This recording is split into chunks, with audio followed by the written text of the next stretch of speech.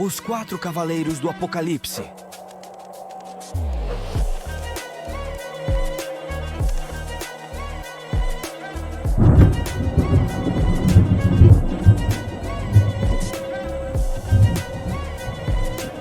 Então, eu vi o Cordeiro abrir um dos 7 selos e ouvi um dos 4 seres viventes clamar, como com uma voz de trovão: Vem! Olhei e havia um cavalo branco. Seu cavaleiro tinha um arco. Uma coroa foi dada a ele, e ele saiu vencendo e para vencer. Quando ele abriu o 2º selo, ouvi a 2ª criatura viva gritar: Vem! E saiu outro cavalo, vermelho brilhante. Seu cavaleiro foi autorizado a tirar a paz da terra, para que as pessoas se matassem umas às outras, e ele recebeu uma grande espada. Quando ele abriu o 3º selo, ouvi o 3º ser vivente gritar: Vem! Olhei e havia um cavalo preto. Seu cavaleiro segurava uma balança na mão e ouvi o que parecia ser uma voz no meio dos 4 seres viventes dizendo: 1 litro de trigo pelo pagamento de um dia e 3 litros de cevada por um dia de pagamento, mas não danifique o azeite e o vinho. Quando ele abriu o 4º selo, ouvi a voz do 4º ser vivente chamar: Vem! Olhei e havia um cavalo verde claro. O nome de seu cavaleiro era Morte, e Hades o seguiu. Eles receberam autoridade sobre 1/4 da terra para matar com espada, fome e peste, e pelos animais selvagens da terra. Para a compreensão de toda a escatologia cristã, citarei primeiramente o que o apóstolo Paulo relata em 1 Coríntios, capítulo 1, versículos 1 a 3. Irmãos, não vos pude falar como a pessoas espirituais, mas como a pessoas carnais, como a crianças em Cristo. O que vos dei para beber foi leite, e não alimento sólido, pois não podíeis recebê-lo, nem ainda agora podeis, porque ainda sois carnais. Portanto, o que será aqui anunciado são revelações espirituais, contido no livro de Apocalipse. Para as crianças na caminhada, sugiro estudar todo o contexto judaico. E para os irmãos em Cristo, boa leitura e meditação. O livro do Apocalipse tem despertado a atenção e a curiosidade de muitas pessoas ao longo dos tempos. Porém, sua linguagem simbólica e cheia de metáforas tem sido um enigma para muitos religiosos, crentes e descrentes. Mas a gravidade são as maiores heresias, distorções e gravíssimos erros de interpretação, pois a maioria dos gurus e doutores da lei procuram nele por explosões atômicas, implantes de chips, marca da besta, aviões de guerra, guerra nuclear, armagedons, anticristo e um monte de invencionices e suposições meramente carnais, completamente diferente das revelações divinas, ou seja, transformaram o Apocalipse num verdadeiro filme de Steven Spielberg, ou até uma ficção de Guerra nas Estrelas. A regra da interpretação bíblica diz que são as passagens claras das Escrituras que devem lançar luz sobre as passagens obscuras. Assim, aliados ao conhecimento do Antigo e Novo Testamentos, seremos capazes de interpretar corretamente o livro do Apocalipse. Outro fator que ajuda a complicar mais ainda o entendimento sobre o Apocalipse é o fato de que qualquer livro, quando retirado de seu contexto original, automaticamente torna-se difícil o entendimento. E aí se inicia todas as mais diversas heresias e contexto terreno e carnal. Iniciar a evidência interna de revelação ou apocalipse inevitavelmente implica tomar uma posição sobre a exegese das passagens. Em outras palavras, entramos agora no âmago da questão de decidir se revelação faz ou não sentido em um paradigma pré. O Templo de Jerusalém ainda é dito como existente. O anjo Gabriel disse a Daniel que as 70 semanas deveriam terminar com a destruição de Jerusalém. Daniel 9, 24 a 27. Esse período também serviria para selar a visão e a profecia. Em outras palavras, a revelação especial cessaria quando Jerusalém fosse destruída. Finalmente, João repetidas vezes estabelece que a grande tribulação brevemente deve acontecer. Isso foi um conforto para os cristãos perseguidos. A libertação estava próxima. Brevemente não significa um quarto de século, muito menos 2000 anos mais tarde. Imagina se nós estivéssemos vivendo aqueles tempos tenebrosos, sendo perseguidos, os apóstolos e cristãos sendo mortos e jogados aos leões. O Apocalipse começa com suas declarações iniciais, e isto continua até as suas palavras finais. João abre o Apocalipse com duas declarações aparentemente claras. A primeira, revelação de Jesus Cristo, que Deus lhe deu para mostrar aos seus servos as coisas que em breve devem acontecer e que ele, enviando por intermédio do seu anjo, notificou ao seu servo João. A segunda, bem-aventurados aqueles que leem e aqueles que ouvem as palavras da profecia e guardam as coisas nela escritas, pois o tempo está próximo. Apocalipse capítulo 1, versículos 1 a 3. Nas duas declarações, o apóstolo João descreve que em breve devem acontecer e que o tempo está próximo. O tempo não foi definido como um século ou 2000 anos depois. Ele ressaltou em breve e que estaria próximo.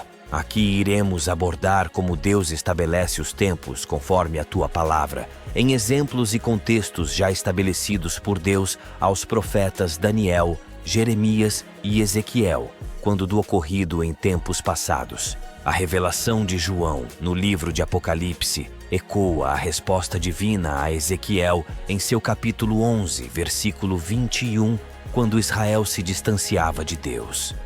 Mas quanto àqueles cujo coração andar conforme o coração das suas coisas detestáveis e as suas abominações, farei recair nas suas cabeças o seu caminho, diz o Senhor Deus. Esta visão Deus trouxe a Ezequiel, ainda no exílio da Babilônia, quando o povo havia perecido no caminho, e o rei Nabucodonosor havia levado o povo cativo para a Babilônia, no ano 597 a.C. Os profetas hebreus da época, como Jeremias e Ezequiel, viam naquelas desgraças uma punição infligida ao povo hebreu por ter desobedecido a Deus. E os sinais que Deus revelaria na época ao profeta sobre os babilônicos que pelejariam contra a cidade e a destruiria está descrito em Ezequiel, capítulo 10, versículo 13 e 14. E ouvi que as rodas eram chamadas de galgal, turbilhão ou giratórias, e cada um tinha 4 rostos. O rosto do primeiro era rosto de querubim, e o rosto do segundo, rosto de homem, e do terceiro era rosto de leão, e do quarto, rosto de águia. Esses símbolos representavam claramente o rei Nabucodonosor, governante da Babilônia, e seus exércitos que sitiariam a cidade e a destruiriam. E o cumprimento ocorreu de acordo à vontade de Deus e não conforme prescrevia os homens, o que está escrito em Ezequiel capítulo 12, versículos 23 a 28, que diz: Portanto, assim diz o Senhor Deus: farei cessar este provérbio, e já não se servirão mais dele em Israel. Mas dize-lhes: os dias estão próximos e o cumprimento de toda a visão. Porque não haverá mais alguma visão vã, nem adivinhação lisonjeira no meio da casa de Israel. Aqui percebemos a visão que Deus mostrou ao profeta Ezequiel, como ele a interpretou e descreveu em palavras. E só aí percebemos como foi de fato a mensagem de Deus ao profeta. Desta forma compreendemos e entendemos como Deus falara ao profeta, como ele a descreveu e de que forma foi cumprida a sentença de Deus. Percebemos claramente que Ezequiel utilizou metáforas para transcrever a visão, e de que forma Deus concebeu este vislumbre e a mensagem utilizando figuras de linguagem ao profeta. A visão de Ezequiel se tratava dos carros de guerra utilizados pelo exército de Nabucodonosor, bem como os teus estandartes, símbolos e imagens do teu poder e reinado, que vemos agora claramente, depois de termos removidos as escamas de teus olhos carnais, ter descortinado o véu da cegueira espiritual e alcançado o momento histórico da época vivido naqueles dias. Portanto, deste mesmo modo operante de Deus, podemos compreender a visão que o nosso Senhor e Pai concedeu ao amado João, na ilha de Patmos, quando estava preso por ordem do imperador Nero, antes da queda de Jerusalém e da destruição do templo. E como nós, nos dias de hoje, podemos compreender e entender a mensagem de Deus para os nossos irmãos, que viviam naquela época terrível de perseguição e sofrimento, por demonstrar a tua fé em Jesus Cristo. A carta fora dirigida às 7 igrejas da Ásia, e as metáforas foram claramente compreendidas pelos cristãos que viviam naquela época.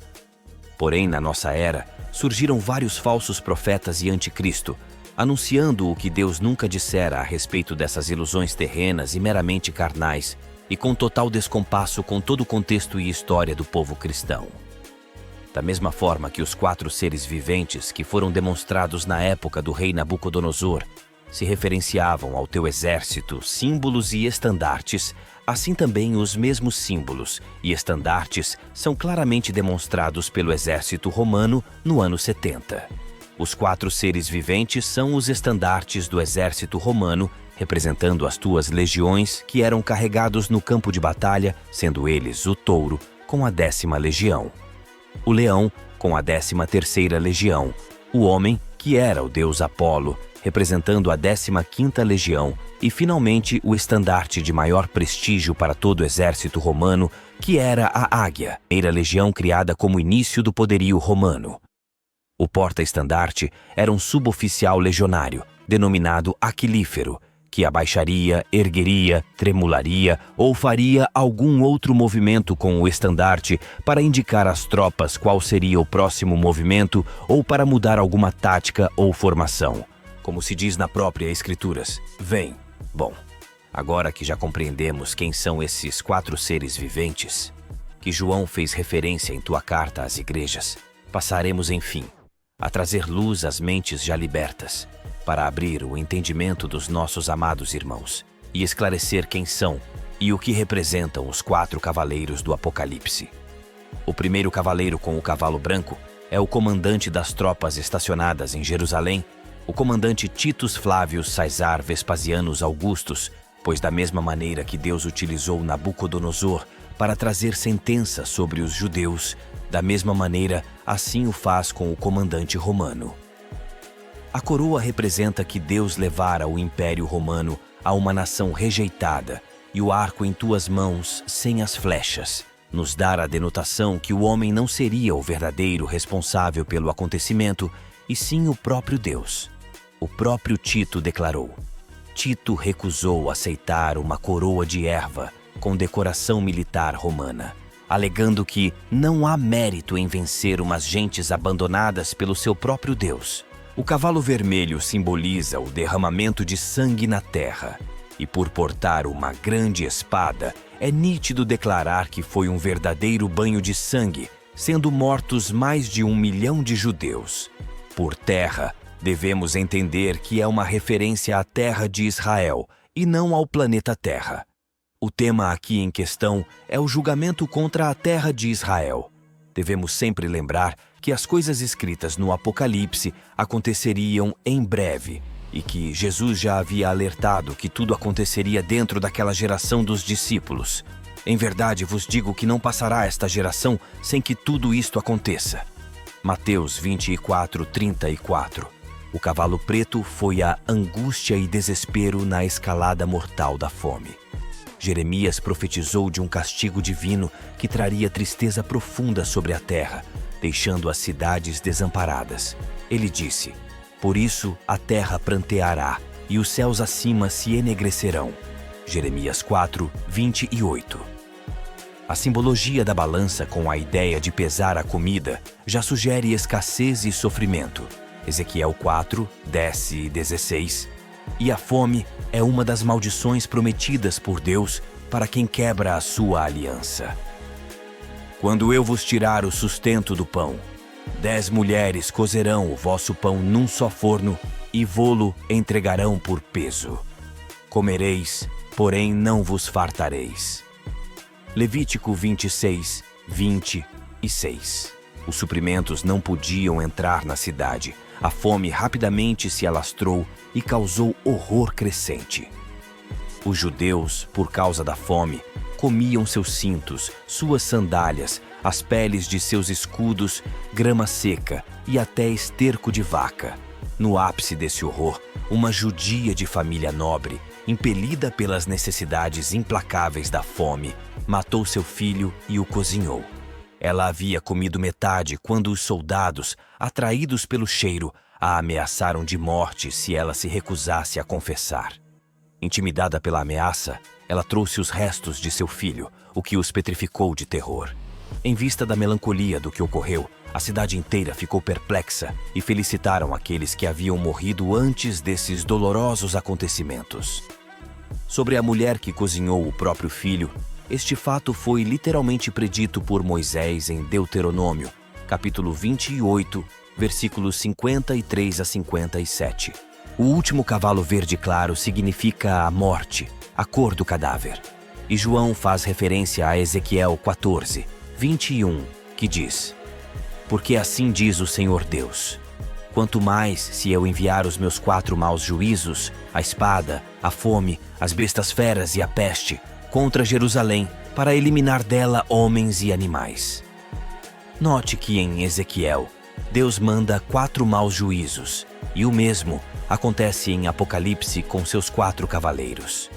João menciona Ezequiel como uma fórmula bíblica para falar sobre as pragas que viriam contra Israel. Mesmo depois da destruição de Jerusalém, muitos judeus ainda foram levados prisioneiros e foram utilizados nas arenas romanas, sendo mortos e devorados pelos leões, onde Tito celebrou o aniversário de seu irmão, Domitiano. E, de acordo com as barbaridades da época, puniu muitos judeus para honrar o aniversário do teu irmão. Aqui encerramos mais uma jornada de conhecimento genuíno das palavras espirituais de Cristo. Outras estradas iremos continuar caminhando juntos, pois a vida eterna é que conheçam a Deus e creiam que Ele existe. Até a próxima!